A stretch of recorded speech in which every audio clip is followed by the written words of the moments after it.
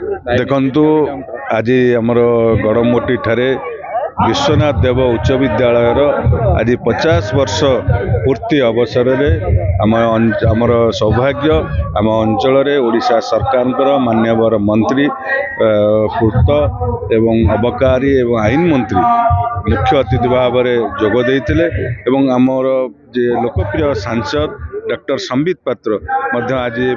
golden jubilee कार्यक्रम में विश्वनाथ देव विद्यालय जोग देते तेणु आज ये शुभ अवसर में विद्यालय को 50 वर्ष पूर्व गढ़ी तोली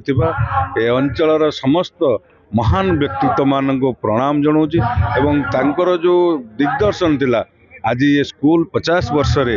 24 रु ऊर्ध्व पिला तार विद्यालय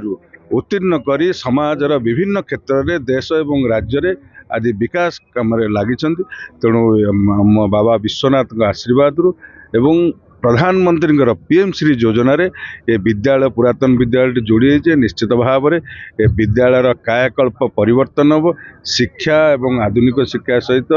विभिन्न दिगरे ये विद्यालय उन्नति हम तेणु मु आज विद्यालय समस्त आलुमिनी मेंबर मानू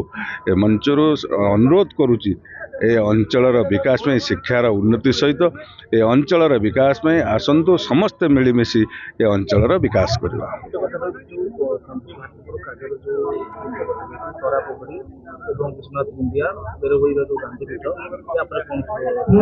देखु जो केतोटी कथा कहले विभिन्न कथा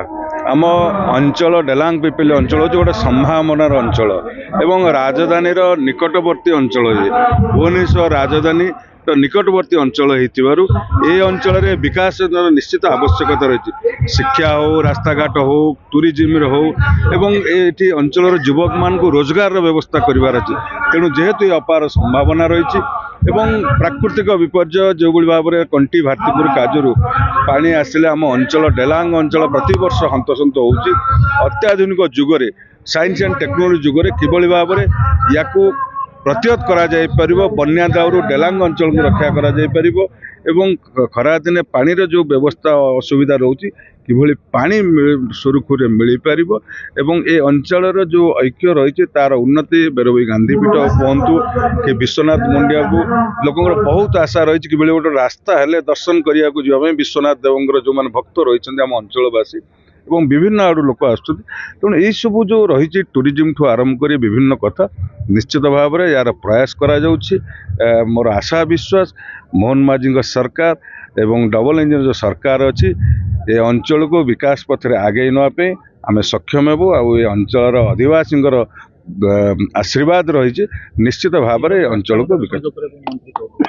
मान्यवर मंत्री महोदय जो रास्ता कथा कहले निश्चित भाव में गुरुत्वपूर्ण रास्ता सौभाग्य कथा जे आम अंचल दे जो पीटीके रास्ताटी पटनायक डेलांग